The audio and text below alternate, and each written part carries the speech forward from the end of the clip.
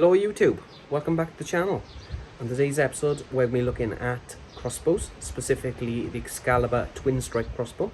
I'm going to be doing a brief review on it. We'll be looking at the specifications, the design, the build, the features, and later on in the video I'm going to go down the range and show you how it performs at 20 and 50 yards.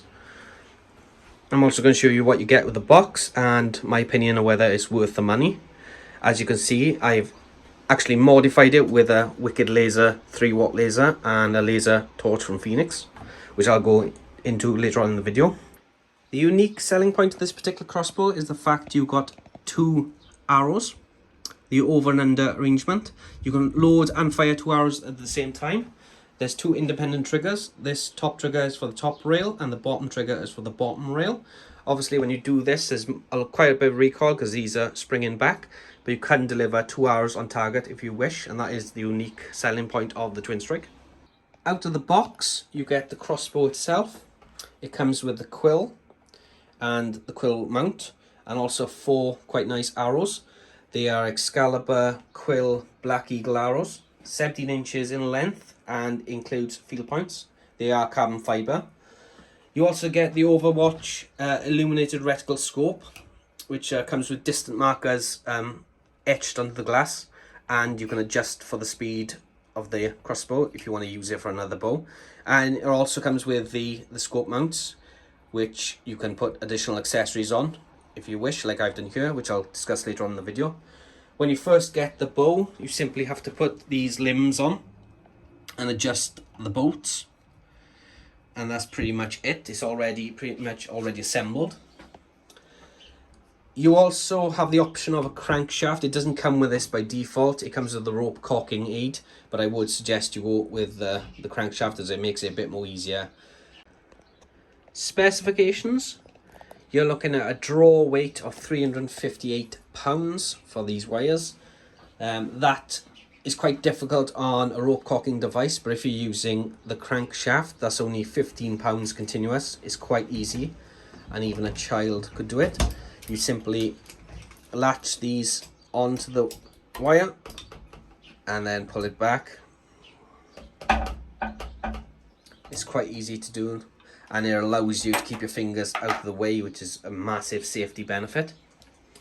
Velocity wise, on a 350 grain arrow, you're going to be looking at 360 feet per second, which is a lot more than you'd get from even the highest compound bows. Even the flagship Matthews V3X is only outputting 340 feet per second. So you're still getting an additional 20 feet per second, and obviously you're getting dual shot as well. The length is 33 to 38 inches, depending on whether you have the foot stirrup in there and the quill attached. The width is 21.12 inches. That's when it's cocked. As you can see it here now, that is 25.25 as it's uncocked. If you look at the features, okay, you're getting 2 shots. It comes with CeaseFire anti-dry fire technology. Basically that means even if 2 arrows are loaded and it's fully cocked and it's on fire, they won't fire unless the arrows are seated properly in the firing position. It comes with full metal. This is milled aluminium, full length of the rail. It's quite thick and sturdy. Also the foot stirrup is metal and covered in some sort of plastic. Plastic quiver. The quiver bracket is made of metal as well. As we go up to the bottom of the crossbow, they've got a plastic guard, which is really quite nice, well done. Yeah, it's quite difficult to get your hands in the way of the strings when you're in the firing position. This is quite nice and tactile. It's quite sturdy, plenty of grip. As you come up, you've got 2 match grade 4-pound triggers. The triggers are very crisp. There's no creep on them. Once you get to the back end of the wall, you pull them and they'll fire. There's no creep at all. You've got the safety, which is ambidextrous on both sides. You've got the spirit bubble level, so you can ensure the bow is level. This indent here is for the rope cocking device or the crankshaft. There's a lot of rubberized on the back of it, which does make it easy to carry, and when you're putting your cheek on this part, it is quite comfortable. The design is quite nice actually. It's very carryable, very easy, very pointable. The balance is close to perfect, although it doesn't have an adjustable buttstock. Okay, this is going to be a freestanding test at 20 yards. See if I can hit that target right there. You can just about make it out.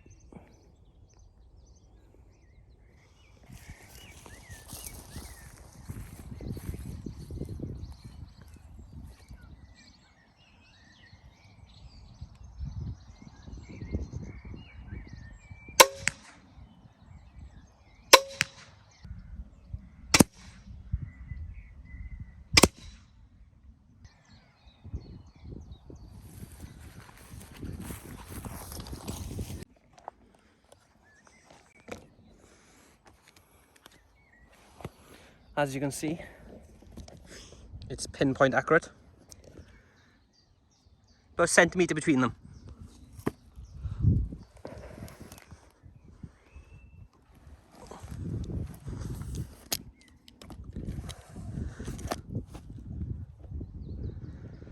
Okay, that's the 20-yard test. As you can see, it's extremely accurate at 20 yards, pretty much arrow on arrow quite easily. That's even when freestanding. If you had a bench rest or something to lean on, you could be even more accurate. It's not a very windy day, so I didn't have to count into that. Obviously the arrows will sway if it's a windy day.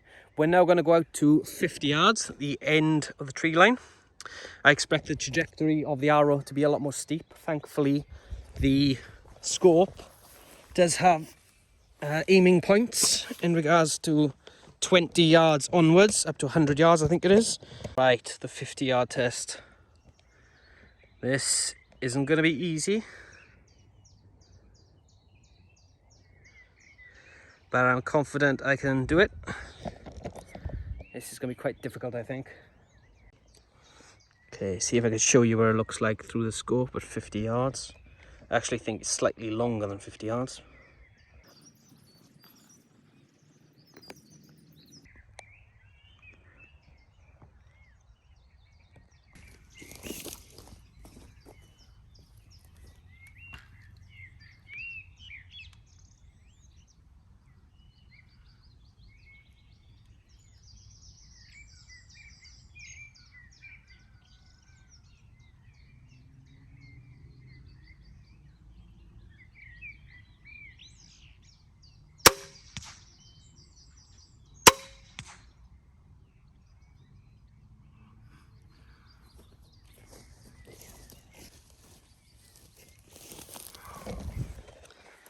Let's see where I hit. Somebody's shooting over there. We are at a shooting range, so it's not exactly unusual.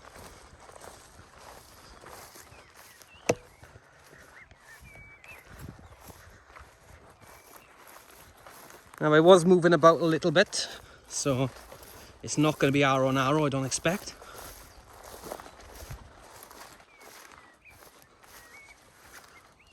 Whoa, look at that.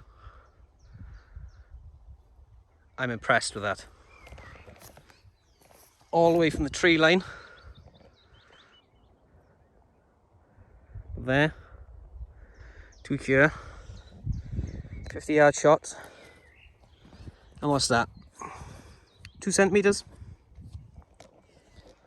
Absolutely phenomenal. For a bow which isn't a compound, that's impressive.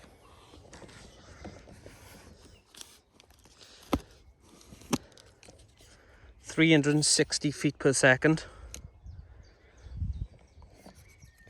Clean holes.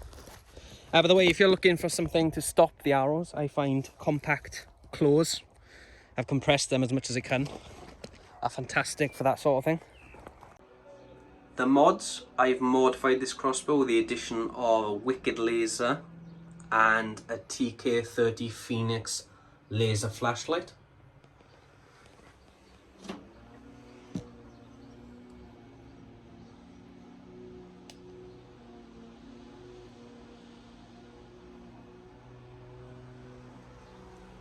It just adds another dimension. It allows you to engage targets with precision, with full visibility.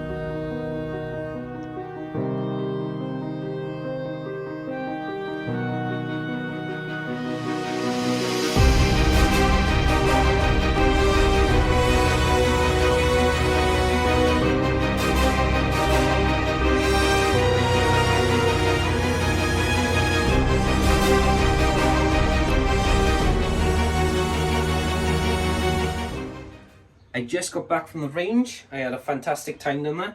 This crossbow performs really well. The balance is fantastic. The arrow and arrow accuracy is fantastic also.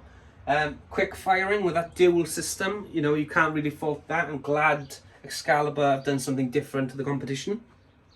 Okay, you're not getting 500 feet per second like the flagship crossbows from 10 Point or Raven, the R500, etc. But you're getting 360 feet per second in 2 shots, you know, and for target practice and light hunting, that's all you need. It's obviously faster than the highest flagship bows and arrows like the Matthews V3X, so you're still capable of hunting big game and things if that's what you want to do. Quality on it is fantastic. I have seen a little bit of wear and tear. I have used it probably a dozen times now, but nothing major, as you'd expect really. The safety features are good. It's an all-round great crossbow, I think. I think it's going to be a classic. I know they've now come out with the, I think it's the Mag Light, or it's the smaller version of this, dual shot also, but it's like 300 feet per second. In regards to the quality of my other bows, such as the Barnett Predator 2018 model, or the Hickory Creek inline vertical crossbow mini, I think it's up there and it's definitely something to consider. The price is quite steep, pushing £2,000 here in the UK. I don't think it's going to come down in price, it's probably going to go up if anything. But that being said, you know, you're paying for effectively that dual shot system. As it's not a compound bow, it's going to be a lot easier to maintain. I've seen YouTube videos of people changing these strings quite easily, so that is something to consider if you're going to be doing a lot of bow practice, because the strings will wear out eventually. I did have a little bit of issue waxing the rails. The bottom rail is difficult to get into. You have to use a little bit of paper, and it's quite difficult to go the full length of the rail. Overall, my impressions of the bow is excellent. Yeah, you're not going to find anything else as good as this with that unique selling point. So if you're looking for something that's going to be fun and something you just want to shoot on the target range or something like that, this is the bow to go for.